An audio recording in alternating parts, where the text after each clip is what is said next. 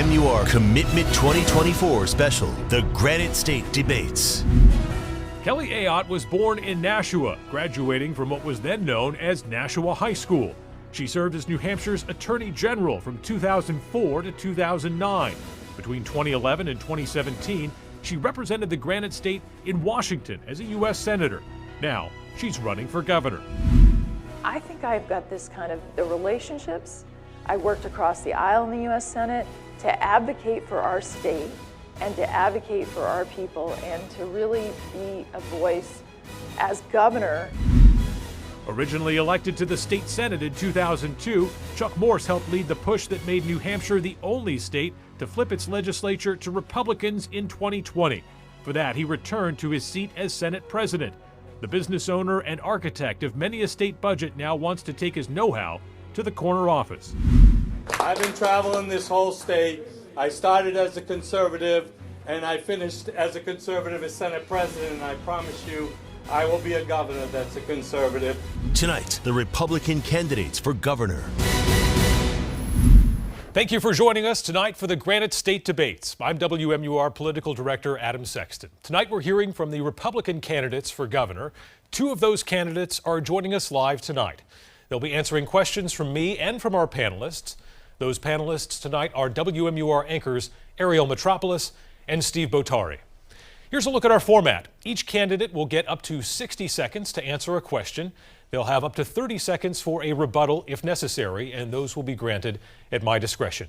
Candidates will also be given 60 seconds at the end of the hour for a closing statement. Let's get things started tonight with Steve Botari. Adam, thank you. The median sales price for homes in July in New Hampshire was $530,000. That is a meteoric rise over the past few years. Many Granite Staters have told us at this point some of them are priced out of the housing market in our state altogether. And what could you do immediately as governor, Senator Morse, to increase new housing units and make sure some of them, at least, are within reach for families that are average here in the state? Yeah, I believe in local control, and as Senate President, I already started working on this. I believe what we have to do with the communities that want to work with us and create housing stock in New Hampshire, we have to help them create infrastructure, whether that's through water or bringing them roads. We can do that, and we've already accomplished some of that when we worked with some of the federal funding that we got, but we can do even more now, and we can work with the local communities. But I think it's pretty troubling. You know, when President Trump came out today and talked about the fact that our housing prices have risen the highest in the nation, and that's because of things like Kelly sitting on the board of Blackstone. I mean, that's true. These companies come in, they drive up the cost of housing, and they make it harder for people to be able to afford things. And the other thing we should remember is the Biden administration has driven up inflation so high, and they've driven up interest rates that it's making it so hard for young people to get a loan these days, and we can help with that by electing a President Trump. Senator Ayotte, you were invoked. 30 seconds. Well, first of all, Chuck sounds like a Democrat blaming the private sector when we have a housing crisis when it comes to supply. We need to build housing of all forms. More single-family homes, manufacturing, and we need to make sure that we overhaul the state process to make it better. You have to get multiple state approvals. I'm going to do that as governor. We're going to get the private sector at the table, along with the state, along with the local officials, and partner to build more housing in this state. Senator Ayotte, let's not forget about renters as well. A recent report says only 13% of two-bedroom rentals in New Hampshire are considered affordable. What innovative idea do you have to change that? Again, I think it's a supply issue. When I talk about building more housing, we need to build more apartments too. And we need to make them more accessible to people by having more opportunities for families. So again, building more, creating those partnerships. Yes, using our transportation infrastructure dollars to incentivize those local partnerships while still maintaining that local control that we respect here in New Hampshire. But the state process is not where it should be. I'm going to overhaul that. But there's no doubt that people are paying too much right now. But more apartments we will need of all kinds, and also single family homes, you name it. And then, of course, bringing interest rates down so that we can build things in a more affordable way makes sense too. But that happens at the federal level. We need new leadership there. And Senator Morse, when it comes to renters, only 13% of two-bedroom rentals here in the Granite State are affordable. How do you change that? Yeah, but what you're seeing happen in New Hampshire is we're a success story. We drove our economy. And you're seeing like apartments being built in Salem, New Hampshire, because we brought them the infrastructure. And that's how it works. When we brought the infrastructure, they built more. But I got to tell you, when Kelly talks about Blackstone and basically says, I'm acting like a Democrat, the only one that's acting like a Democrat is the board of Blackstone. They contributed to the Democrats constantly when they made these record profits in the states. Senator, you have 30 seconds to respond. Yeah, I would just say, listen, what Chuck is saying is just false when it comes to that company here in New Hampshire. But what we need is actually to partner with the private sector, and he's going to turn them away because he does sound like a Democrat. We need to partner with developers, builders in this state, people who want to build one home, multiple homes. I will bring everyone together in this state to get that done. And we do need people at the table. We need the private sector at the table. We need everyone. So yes, he does sound like a Democrat because that's what Democrats do. They attack private business instead of working with them. We're going to move to the next question now from Ariel Metropolis. Thank you, Adam. After a recent Supreme Court decision, the city of Manchester enacted an outdoor camping ban in order to address the issue of homelessness in the city. Laconia is now considering doing the same. Senator Ayotte, is this an appropriate way to handle this crisis? And if camping is banned and there's not enough shelter space, should the state be stepping up to help? I actually think these camping ordinances are appropriate. Just look at what happened in Manchester under Joyce Craig's failed leadership. Massive homeless camps, people were walking down the streets, they saw urine, feces, needles, and so making sure that local law enforcement, local officials can, if appropriate, move homeless. But yes, this gets us back to the state should be a partner on issues like housing and federal funds that come in, but also making sure that the people, why are people homeless? There's underlying mental health issues, substance use disorders. So it can't just be about providing more homes and opportunities. It also has to be with making sure that we get the services to the people so that they can get out of that cycle of homelessness. Senator Morse, the same question to you. Do you think this is an appropriate response? Well, when I started running for governor, the first thing I did was go out and start to meet with church leaders because I saw an opportunity here for New Hampshire to say homelessness isn't acceptable.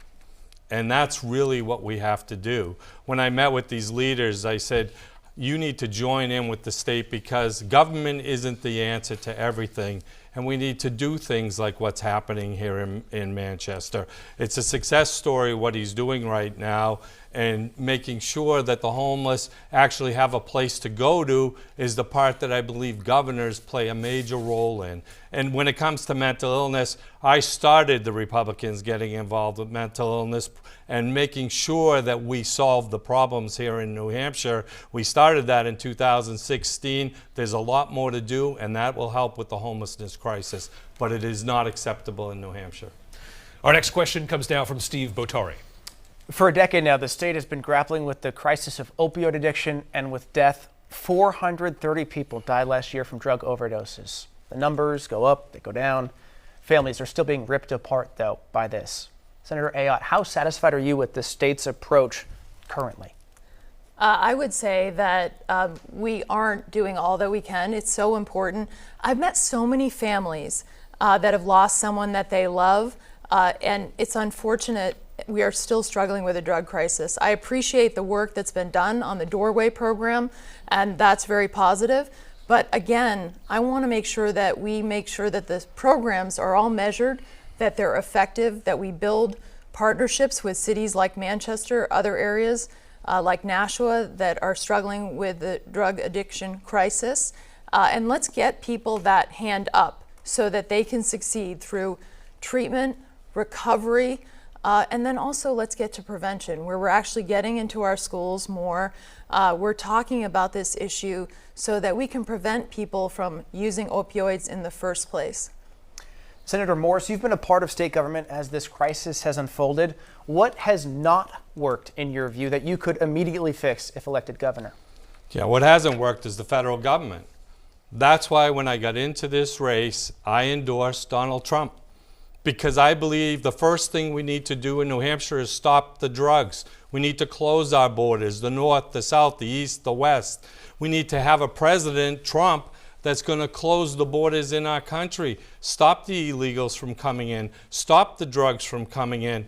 You know, if we had it Kelly's way, she voted for amnesty for 11 million illegal immigrants to come into our country, or were in our country, and she voted for that. That's not the right answer to stop this drug problem. We need to close the borders and stop the drugs. Senator Ayotte, response. This is simply not true. I voted for more border security, doubling the amount of ICE agents shipping back the criminals. But make no mistakes, I'm a former murder prosecutor. We should have the toughest penalties for fentanyl dealers in the country here in New Hampshire. And when I'm governor, we will do that. And by the way, Chuck Morse actually killed the sanctuary city bill that would have banned sanctuary cities for illegal immigrants throughout our state. As governor, I will get that bill passed to make sure that we address that issue here in New Hampshire and that our local law enforcement can cooperate with federal authorities. Senator Morse, 30 seconds to respond. Well, I certainly didn't go against banning sanctuary cities, and as governor, it's one of the first things that I will do. But understand one thing. She voted to give 11 million illegal immigrants amnesty and citizenship. That's citizenship. That means 11 million people that will be voting against us here in New Hampshire. That's what she voted for. We're going to stay with the immigration topic. There'll be more to discuss here, but a I would question. like to address that. Okay, let's have a question from Ariel, and you can fit it in there. Last October, Governor Sununu formed the Northern Border Alliance Task Force to conduct added patrols along the northern border at a cost of $1.4 million. But U.S. Customs and Border Protection data shows that there were no reported apprehensions or encounters at New Hampshire's border with Canada during the first 4 months of 2024. Should more funding be going to this task force, given the few apprehensions that have been reported? Senator Morse, to you first. And the answer is yes. I believe what the governor was trying to do and the Senate proposed it was to add the tools for law enforcement and close our borders. And that was the intent of it. That's what we tried to do. You know, I went up to the North Country and I toured. I had a woman take me for a drive and she got out and she placed a stick on the side of the road and she said, "This is what my husband and I come home to at night." That stick means the drugs are right over the edge of the road. Same thing that's going on in Texas, because I went and saw it there. We have to stop the illegals from coming into our country and from coming into our North Country. Senator Ayotte, your thoughts on this? I was just up at the North Country for Moose Festival. I met with local law enforcement up there, and they said the reason that they're not coming over the border is because they know, the illegal immigrants know about the increased patrols that we have up there. So I support what the governor has done on that front. But let me get back to the claims that Chuck Morse is making. They're simply not true. And by the way, this is coming from someone when in his own business, he could have used E-Verify to make sure that he wasn't hiring illegal immigrants, but he chose not to, which is the opposite of what my husband did in his small business. And he also killed the sanctuary city bill for New Hampshire, which we would already have in place, which is so important because we can't have what happened in Massachusetts, where they spent $1 billion housing illegal immigrants, and they have sanctuary policies that are making their state less safe. So as governor, I'll get it done. Senator Morse, 30 seconds to respond. Well, let me be clear to the public. I would now support E-Verify. You know why? Because people like Kelly wanted 11 million illegal immigrants in this country. People like Joe Biden wanted 8 million more illegal immigrants in this country. They're making it so hard for small businesses. So yes, I would support it because it makes it easier for my company. But that's the reason I have to do it, and we shouldn't have to do that in this country. Well, I can tell you actions speak louder than words. He never did it for his company. My husband did it for his company. That program's been in place for a long time. So if you're committed to making sure you don't hire illegal immigrants, you would follow that. And by the way, when we look at where we are right now as a state, Chuck Morse is the one who actually voted for the failed bail reform effort that has caused a revolving door of criminals on our streets, and that doesn't help our safety as well. As governor and a former prosecutor, I'll never let that happen. Criminals will face the toughest penalties in the country, especially violent criminals and fentanyl dealers, when I'm governor. Senator Morse, 30 seconds. Yeah, let me just be clear. Actions do speak louder than words. No illegal immigrant worked at my company. And when it comes to bail reform, as governor, I will make sure that bail reform happens immediately. You know, Governor Sununu was the one that came out and said it was on his watch because he was sold a bill of goods. I will make sure that we take bail reform and reform it. Chuck was sold a bill of goods too. And not only that, but when they tried to make changes to fix the bail reform mess in 2022, he voted against it again. So I'm a former prosecutor. I know how to keep our state safe. I'm partnering with law enforcement. I've done that before. I have the endorsement, for example, of the Manchester Supervisors Union. Law enforcement knows, and the troopers, that I can work with them to keep this state safe. All right, Senator Morse, 15 seconds on bail reform, and we're moving on to another crime topic. Well, it's simply not true. You know, Kelly talks about her accomplishments in law enforcement. Where the hell was she when she was Attorney General, when the Sununu Center was having problems with kids being raped and molested? Because those reports that came out said it was during her watch. So she either knew it or she ignored it. All right, we're going to move on to our... I'm going to address this. This is one of the most blatant lies that Chuck Morse has told. In fact, we were at a forum together on June 21st in Chester, and please, I urge your viewers to go and listen to him in his own words, knowing that this is not true, that I didn't know anything about that. ChuckMorseLies.com, you can hear him in his own words. And by the way, I'm the one who, as a prosecutor, I handled the rape and murder of a 6-year-old girl. I held the Catholic Church accountable. I take protecting children so seriously. So I would urge your viewers, please go to ChuckMorseLies.com, and you can hear him in his own words. He's just desperate right now because the polls aren't going his way. So now he's changing his tune on this. 30 seconds, Senator Morse, and then we're going to get back on track with questions. Yeah, I think if the public wants to go and read a report, Kelly, they should read a report on January 9th of 2009. It was sent to your department, and you were there. And it basically talked about what was going on at the Sununu Center. And that's what the public should be looking at, because you were the top law enforcement official in the state of New Hampshire during that time period. Chuck, you know this is not true. You admitted it wasn't Senator, true, so please hear him in his own words. We're going to move on to another question. So a report was just released last month by the New Hampshire Attorney General about a deadly shooting at the New Hampshire hospital last year. It confirmed something that our News 9 Investigates team had revealed earlier, that the shooter had previously been committed to a mental facility but was still allowed to be able to purchase a firearm because he lied on his purchase form, and there was no information in the system to catch that lie. Now, New Hampshire is one of only a handful of states that does not send this information to the mental health information about commitments to the federal background check system. Senator Morse, should this change? Why or why not? No, I believe in law-abiding citizens, and this problem that we have in New Hampshire with mental health is what we need to address as a society. I've worked hard to make sure that we give options. I've made it even easier for groups to come into communities, and the stigma of mental health, you know, we have to eliminate that in society. I think that's the important way of doing things in our state, is to take action and get it done. I've worked on mental health issues.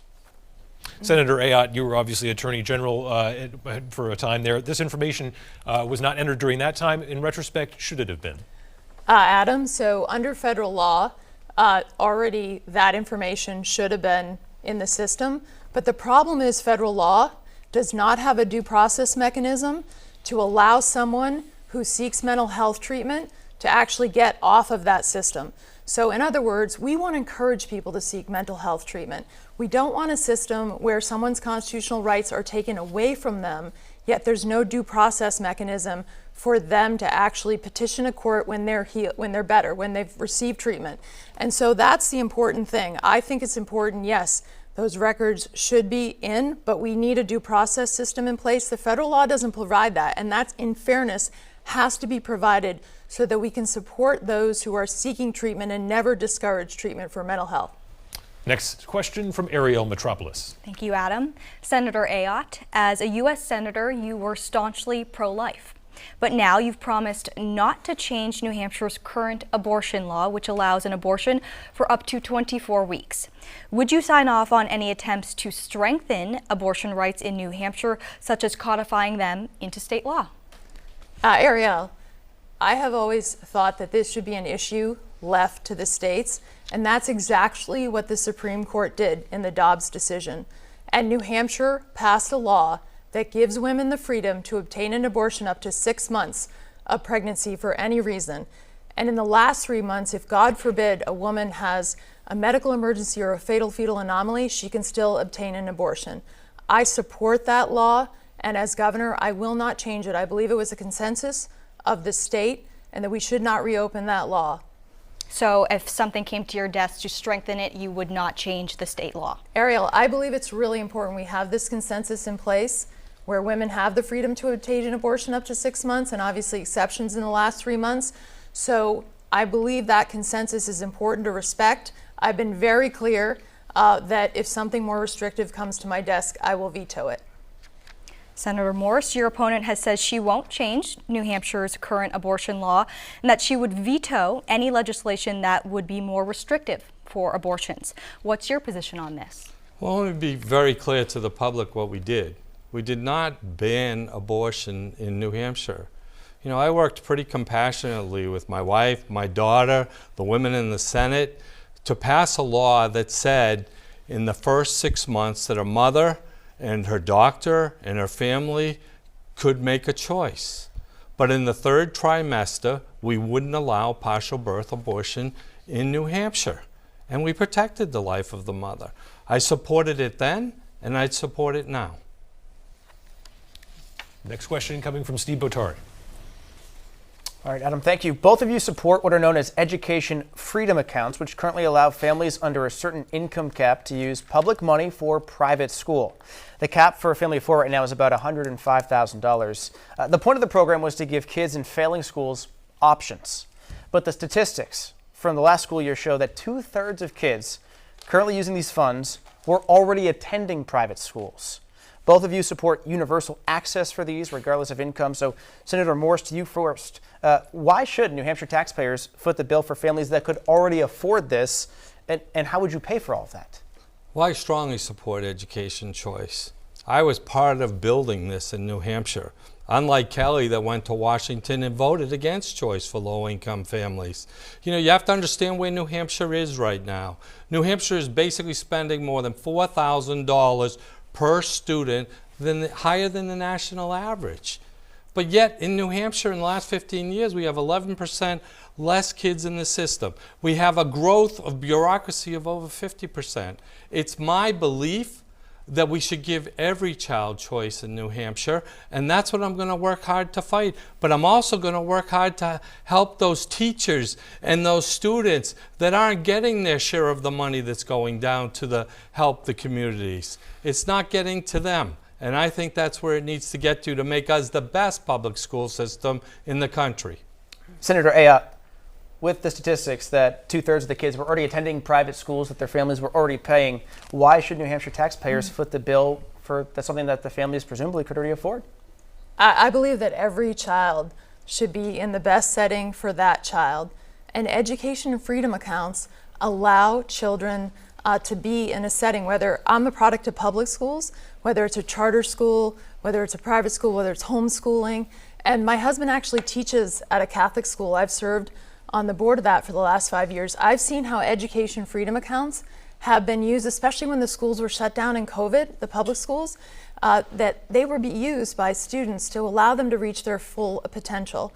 And I supported education freedom when I was in the Senate, but also Chuck in 2004 voted against education freedom accounts. We could have had education freedom in place for the parents and the students in New Hampshire long ago if he hadn't joined with Democrats then to kill that. Senator Morse, you got 30 seconds. Let me be clear. In 2021, Not only did I pass it, I helped write education freedom accounts in New Hampshire. So we have successful charter schools. We have successful education freedom accounts. Over 10,000 kids right now have choice in New Hampshire. And it's because of conservatives like myself that they got that choice. All right, I'll handle the next question here. Last week, the New Hampshire Supreme Court allowed a Manchester School District policy to continue that states, quote, school personnel should not disclose information that may reveal a student's transgender status or gender nonconforming presentation to others unless legally required to do so or unless the student has authorized such disclosure. That includes to parents. Senator Ayotte, do you agree with this policy? And if not, what type of legislative fix might you push for? Adam, I believe that we should have a parental bill of rights, and because parents deserve to know what's happening with their children, because parents are the ones that love their children and can support and guide their children under any circumstances. I think it's also important that parents know about curriculum in our schools and what's going on so they can be engaged. So I would push as governor to get a parental bill of rights passed, and working with the legislature, and I believe that would have addressed that court opinion. Senator Morse. Well, obviously, I was the first author of parental rights, and I strongly believe in it, and I believe we should pass that. That's something the two of us can agree on. But I really do think that that piece of legislation should have stood on its own. You know, I also think that some of the things that are being talked about letting men go into women's locker rooms or bathrooms or prisons, is absolutely wrong for our state. We shouldn't be having these debates like this. We should send that back to the governor, put it on his desk. I'll support both pieces of legislation, and we'll fight in the court system to make sure that we have parents involved. That's the right way to do things. But as a father with a daughter, there is no way in hell you should allow a man to be in my daughter's locker room when she's showering. That's ridiculous, and we should make sure that we pass legislation to stop that. Next question comes from Ariel Metropolis. Whether it's a perception or a reality, people seem to be very divided and in some instances angry at each other over politics. First, does this worry you?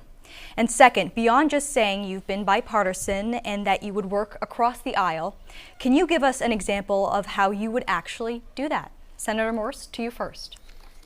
Yeah, and I think it comes from leadership. I really believe that's what the public's looking for.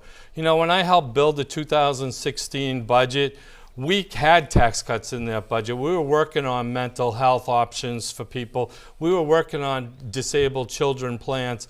That all happened in that budget. And we sent that budget to Governor Hassan, and she vetoed it. And I went across the state talking to Republicans and Democrats, and we overrode Governor Hassan's veto in September of that year. And what we didn't do that fall was we didn't unite, because Kelly was running for the U.S. Senate again, and she lost that seat to Governor Hassan, who had just had a veto override on a budget that united people in New Hampshire. But she couldn't support Donald Trump, and we lost the U.S. Senate seat for 12 years. Senator Ayotte, 30 seconds. That's really rich. Coming from someone who has never won a race outside of his hometown, I mean, he just lost a Senate race last time. He's running for governor now. He couldn't win an executive council race. I've won statewide. I'm building a strong grassroots coalition to win not only in September, but in November. And that's what we need to do as a party to come together. And yes, we do need new leadership in the White House, because unfortunately under the Biden administration, there's been open borders, less safety, higher prices. And so getting President Trump and J.D. Vance in office is important in November, and the party's unified around that. To unify all voters, though, Senator Ayotte, how would you do that? I would unify all voters. First of all, when you're elected governor, you represent everyone, including the people that didn't vote for you. I certainly did that. I've done that as Attorney General. I have a record of I was originally appointed by a Republican, Craig Benson, and I was reappointed by John Lynch. Because I did my job, I got things done, I know how to work with people, and I will do that as governor. I will bring people together, and I'll have a positive vision for this state, how we can keep New Hampshire safe, prosperous, and free, because New Hampshire is such an exceptional state. Next question from Steve Botari.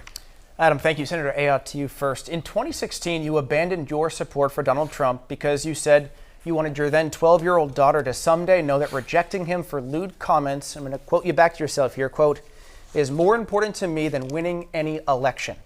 You now support Trump, as you just mentioned. So what has changed, and what do you say to your daughter now? Well, my daughter is a cadet at the United States Air Force Academy. I'm very proud of her, and she's probably the toughest female I know, so she can handle herself around anyone. But what I would say is we have to look at the record under the Biden-Harris administration. Open borders, less safety, inflation, costs, rising interest rates. The record speaks for itself.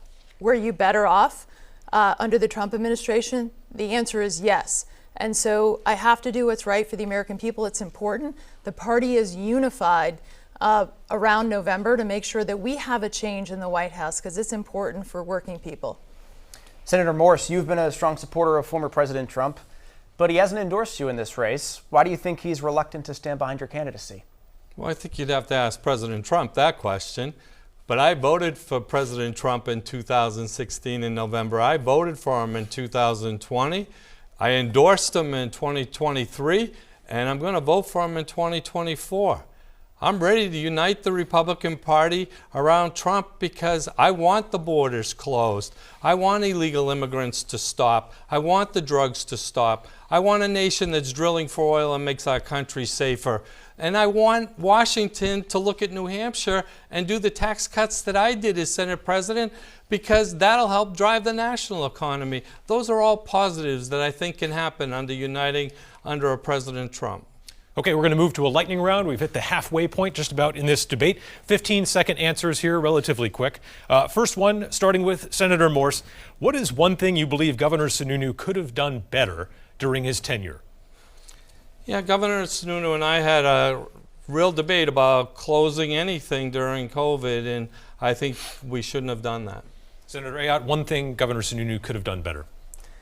I think that working with the legislature on redistricting was important, but also we have a retirement issue with our Group 2 retirement, our first responders. I think it's important that we address that so that we can keep the best first responders, our police, our fire. They do such important work for our state. Next question, starting with you, Senator Ayotte. Both of you have family landscaping companies and you've been out on the winter plowing runs. What is the most difficult kind of driveway to plow? Senator Ayotte. I think one that has a pretty steep hill is a tough one to plow, but obviously my husband Joe owned a landscaping and snow plowing business for 15 years, and I saw how hard he worked every single day. Most importantly, now he has probably even a harder job because he teaches middle school math.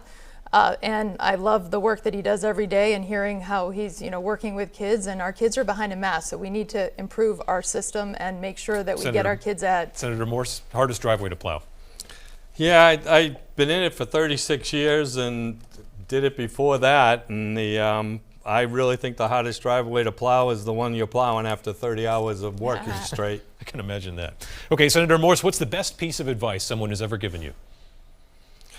Oh, I think the best piece of advice I've ever gotten came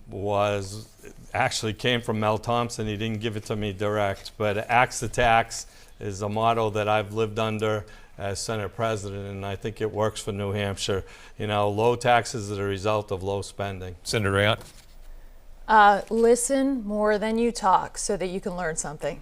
Okay, Senator Ayotte, did Vice President Mike Pence do the right thing on January 6, 2021? Yes or no? First of all, as I look at it, we need to make sure that our laws are enforced, and he wanted to follow the law, and so he did that, and I understand that. Is that a yes? I think that following the law and our Constitution is important. Senator Morse, yes or no? Did Mike Pence do the right thing on January 6th? No. I believe the fact is we ought to first make sure we have the facts, and then we follow the law based on the facts. And Senator Morse, last lightning question to you here. Should New Hampshire allow online casino games through the same apps that offer sports betting? No. And Senator Ayotte? No. Okay. Next question comes from Ariel Metropolis. Senator Ayotte, you were New Hampshire's Attorney General at the time of some alleged instances of abuse were happening at the former Youth Development Center in Manchester. We heard it already tonight. Senator Morse has been critical of you, alleging that you didn't do enough to stop that abuse. Were you aware of any of these allegations of abuse back then, and is this criticism fair? No, I was not. And again, I would ask your viewers to go listen to Chuck Morse in his own words, who said that no one was aware of it. And you can hear that on chuckmorselies.com. Take a look at that. But also just look at my record as Attorney General. I went after murderers. I'm a former murder prosecutor myself. And again, a case that lives with me forever is the rape and murder of a 6-year-old little girl that I prosecuted, along with holding the Catholic Church accountable. The Child Abuse Task Force at the Attorney General's office, all of those things were very important to me. And as governor, I will make sure that we keep this state safe and that children are protected. And we also need to deal with some of the issues we'd have at DCYF because unfortunately we know that children have died because there haven't been the kind of follow-up that we need. And so as governor, I'm going to prioritize that issue as well. So to be clear, you were not aware of any of these allegations at the time? No. Listen, I take my job very seriously. And I certainly, as Attorney General and a murder prosecutor, you can see the work that I did working with police, and having their support in this campaign means a lot to me, including the endorsement of the troopers, the New Hampshire Police Association, and I look forward to working with them as governor. Senator Morse, you were an architect of the settlement fund that was created for YDC victims to get compensation without going through the courts.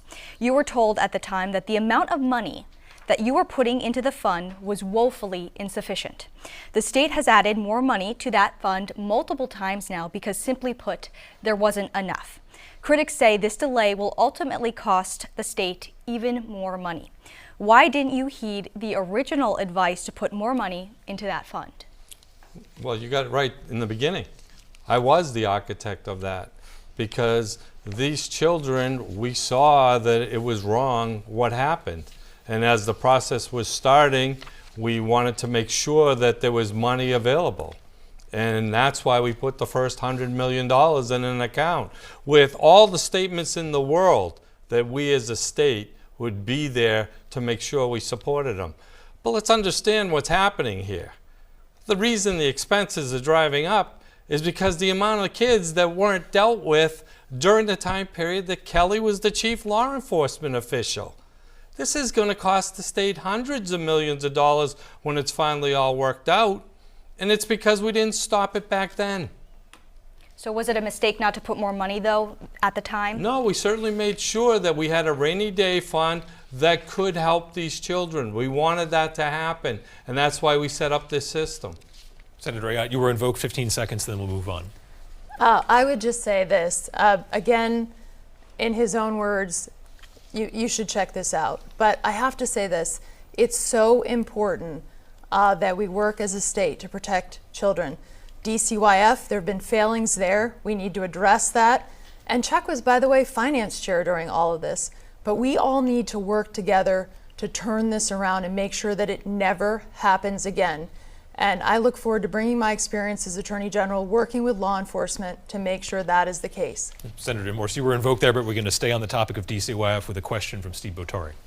Adam, thank you. It was 8 years ago. Chris Sununu ran on improving the Division for Children, Youth, and Families in the wake of several high-profile child deaths in this state. But those deaths are still happening.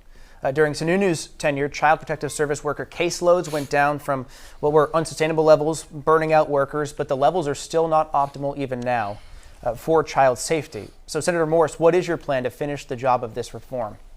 Yeah, I actually think that the reform should go a step further. Senator Carson actually had a piece of legislation to divide our department, Health and Human Services.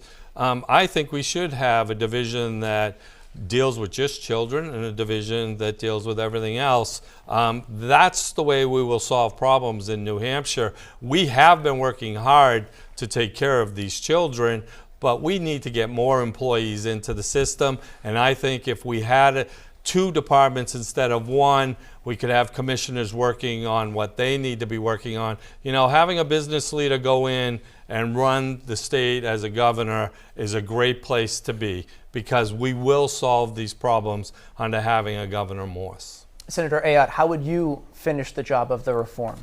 I agree that DCYF actually should be its own piece, and also with YDC making sure that we protect children, because you want that leader reporting directly to the governor and council as opposed to coming through the larger HHS, which is a very large agency, so there's more accountability. We also need to make sure that there is training, and that our people that we're hiring have the right skill sets, but also the supervision is there. So that you have some young people who come into this, they're very well-meaning, they work hard, but making sure that that support is at every single level for the important work they do. And we need to encourage them. We need to review those cases where there have been significant failures. And I know the Manchester Police Department has worked on one of those cases, which was a real tragedy. So bringing law enforcement to the table and saying, what more can we do to improve this system? I plan to do that as governor because we have to. It's really shameful with some of these cases, criminal cases, that have been very high profile and just didn't have to happen, unfortunately. I'll take the next question. Both of you oppose legalizing marijuana, but that's not stopping Granite Staters from purchasing it from surrounding states where it is legal. Polls show the majority of Granite Staters support legalization. Why are you okay with leaving tax revenue on the table by not legalizing cannabis? Starting with you, Senator Ayotte. Well, I would just say this. The states that have built their budget on this is really a fallacy. We have to ask ourselves, what is best for the quality of life of people in New Hampshire? We've talked about the mental health issue. The studies show that there is an impact on our young people, particularly between the ages of 15 and 25. And when you legalize something, you are sending a different message to our young people. And I don't want to add to the mental health crisis. I want to improve the mental health for our young people. Also, states that have done this have seen an increase in traffic deaths because we haven't found a way to measure marijuana in the way we have alcohol on our roads. And so keeping our roads safe, this is not the right direction for New Hampshire. And by the way, in Maine, the Chinese have bought some of the farmland that is growing marijuana. We don't want that here in New Hampshire. That's not the right direction for our state. So at the end of the day, also, as I've met people in recovery, I haven't had one of them tell me that we should legalize marijuana. They're against it. They know it's not the right direction. Some of them started with marijuana and they went obviously to opioids and other issues. And so as governor, I don't think it's the right direction for the state. And obviously having worked closely with law enforcement, I don't believe they think it's the right direction for the state either. Senator Morse, your successor in the state Senate, Senator Abbas, has said on the Senate floor multiple times, you look right across the state line in Salem, you see a dispensary and a bunch of New Hampshire plates in the parking lot. Why not legalize for the tax revenue, Senator? No, we legalize small amounts of marijuana in our state, and we've legalized medical marijuana. But in touring the state of New Hampshire, I haven't run into anyone that's in charge of a rehab facility that has said this is the right answer. Matter of fact, when I was out recently in Bristol, New Hampshire, I ran into a woman that asked for my stance. I said I'm against legalizing it, and she brought up her phone and she showed me a picture of her son. And she said, I can tell you that marijuana was what started my son to go down this track, and he's dead. And I really believe that we hear that time after time on the campaign trail, that legalizing marijuana will take us a step too far. Next question from Ariel Metropolis. Anyone who has watched TV, gone on social media, or the internet lately has seen a lot of attack ads in this primary, not only in this race, but across the board. Senator Morse, your campaign is airing negative ads. What message do you think that sends to voters in New Hampshire? We're airing factual ads. We're talking about how my opponent has a stark difference from me. I mean, the fact is, you know, she went to Washington as a conservative, yet she voted with the Democrats over 260 times. She voted to give 11 million illegal immigrants amnesty. And she voted against school choice for low-income families. And in 2016, she certainly threw Donald Trump under the bus. That's what I'm hearing. Those are facts. Senator Ayotte, 30 seconds to respond. So Chuck Morris is running a negative campaign. He's been doing it probably for the last 9 months because he's desperate. He doesn't have a positive vision for this state of his own. And if you look at his record of decades in politics, he voted against school choice. He voted against constitutional carry in terms of Second Amendment rights. He also killed the sanctuary city bill that we would already have in place to protect this state. And I can go on and on there, but when you see those negative ads, it's basically desperation. I will get the sanctuary city bill done. There will be no driver's license for illegal immigrants. I will keep this state safe, and we will make sure that we also help secure our northern border. Senator Ayotte, much of the effort of your ads and the group supporting you are targeting Democrat Joyce Craig, including one ad that you've now pulled off the air after apologizing about inaccurate content. How would you respond to a Republican voter who feels like you are ignoring this primary? Ariel, I'm not ignoring this primary. I'm telling the people of New Hampshire about the failed record of the Democrats who are running for governor, including Joyce Craig, because we saw her leadership as mayor. And there's a huge choice in this election. This election is so important when it comes to the future of New Hampshire, because the Democrats want to take us down the path of Massachusetts with higher taxes, sanctuary cities, less freedom. I want to make sure that we win this election and that we keep New Hampshire strong, keep it on the strong path Governor Sununu has had us on, make sure that we stop sanctuary cities, that we protect our state, that fentanyl dealers and violent criminals face the toughest penalties in the country, that our kids can have education freedom, that parents have rights. That is what's at stake in this election. So I'm pointing out just the Democrats want to take us down a different direction. And by the way, if Joyce Craig does to New Hampshire what she did to Manchester, that is not going to be good for the state. Next question comes from Steve Botari. New Hampshire scientists at institutions from Dartmouth and UNH say that as a direct result of warming winters, New Hampshire ski and snowmobiling seasons are being affected and cut short. We saw case in point last winter. Senator Morse, should the state take intervening measures to save an important part of the Granite State economy and identity? And if so, what should those be? Well, as Senate President, I did take a stance. I passed a piece of legislation that basically says when it comes to energy in New Hampshire, it's your choice. You do your homework and you find out what's best for you. Just recently I've been working with the fishermen, off the coast of Maine, New Hampshire, Massachusetts. They're talking about building windmills out there that are going to end up polluting the environment, costing the ratepayers in New Hampshire almost double what any other windmill would charge. And it's not solving a problem. My firm belief is government is best when we're all sitting down at a table and communicating and working together. And that's the way we're going to solve these problems. And Kelly, you haven't mentioned all the companies you worked for. I saw what Bloom Energy did to the country, and you were on the board of directors. And it really doesn't make any sense to me that the public doesn't get to see all these things during the debate because they want to know why you were on that company. Senator Ayotte, 30 seconds. Again, here we go again with Chuck Morris. He just wants to attack the private sector. I'm going to work with businesses in New Hampshire to grow our economy. But on this issue of protecting our environment, of course, we have a beautiful state. It's important. As a conservative, we're for conserving everything. The problem we have right now, though, is that we have energy prices that are way too high. So we need to make sure that we have more energy of all forms. And we also need to position the state for future technologies like small modular nuclear, because then we could produce our own energy. And by the way, it's also clean for the environment, but we could drive down costs with more energy. That's going to be my goal as governor. Now, Senator Morse, you already brought up the issue of wind power. Both of you have been critical of offshore wind projects in the Gulf of Maine. If the federal government pushes forward with its plans for wind turbines off of New Hampshire's coast, will you be actively fighting against that, Senator Ayotte? Yes, because the project doesn't make sense. Lots of taxpayer dollars in it. The return is questionable.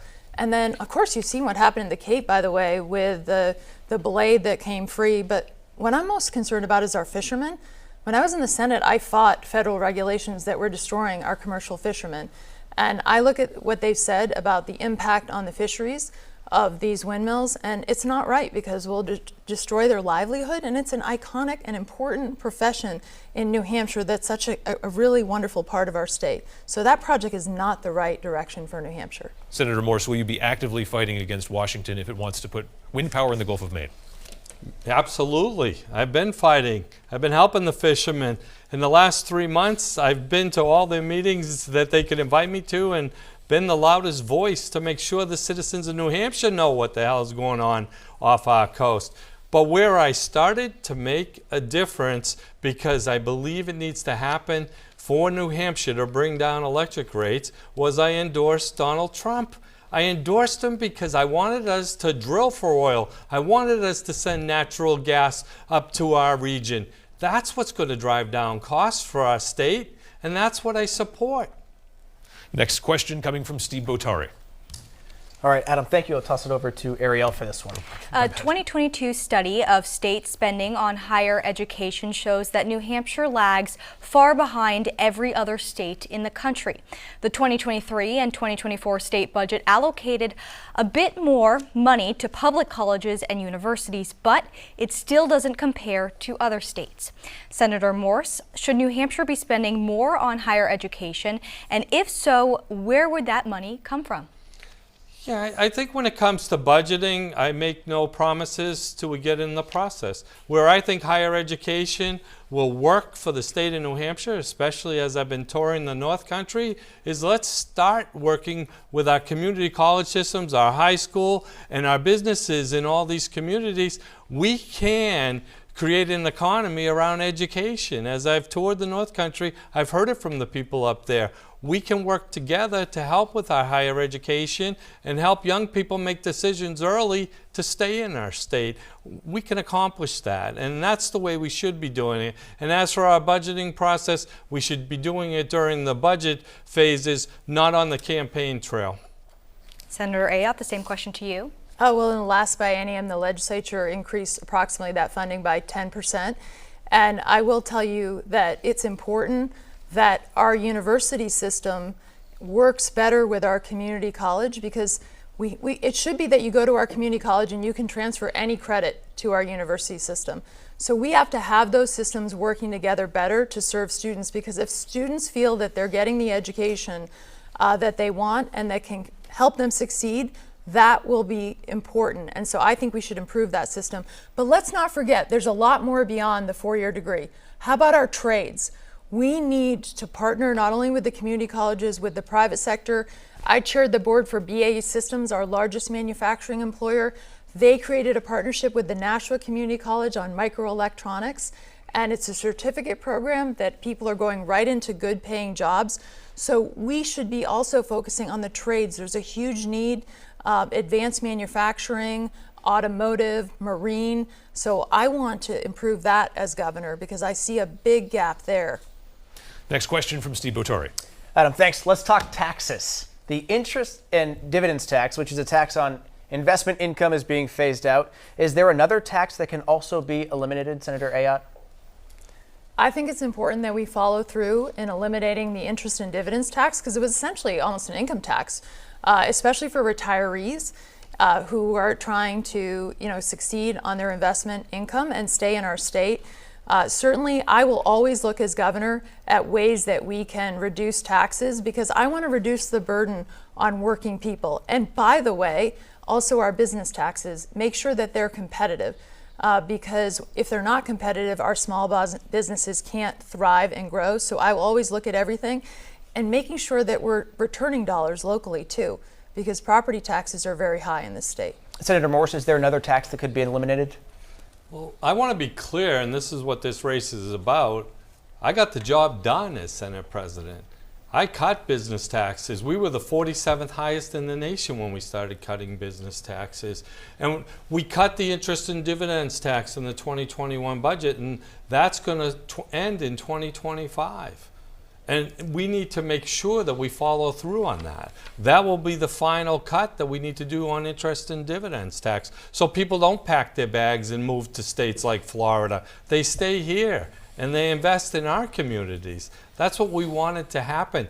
That's what's drove the economy in New Hampshire. And as governor, I will always look at taxes to see where we can cut, because I believe in that model. Lower taxes are because of lower spending. We can do better all the time.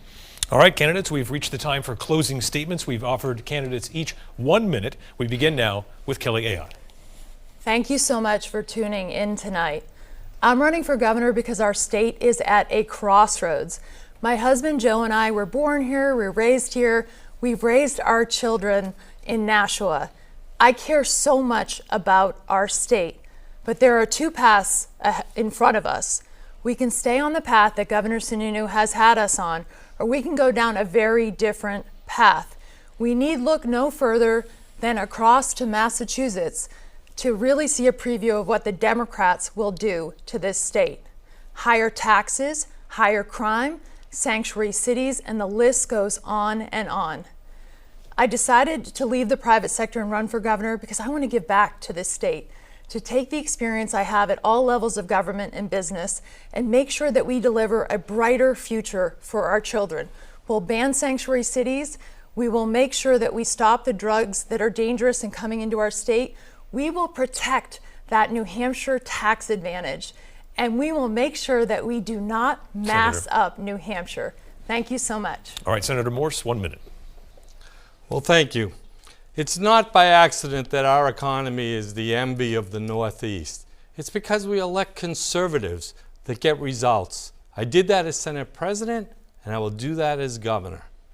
But this race is about stark differences in being able to unite the Republican Party.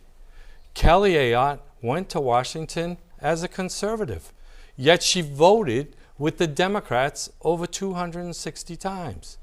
She voted to give 11 million illegal immigrants amnesty. And she constantly threw Donald Trump under the bus. I will lead on Republican principles. We will make sure we have a balanced budget, ban sanctuary cities, treat the fentanyl drug dealers like the murderers they are, and we'll strengthen parental rights. I ask for your vote, and I hope I've earned it tonight. Thank you to the candidates. If you missed any part of tonight's debate, you'll be able to find it on the WMUR website or mobile app. You'll also be able to find more about all the candidates and information about how to cast your ballot for Election Day. Join us back here tomorrow night at 8 to hear from the Democratic candidates for governor. We want to thank the New Hampshire Institute of Politics at St. Anselm College for their partnership.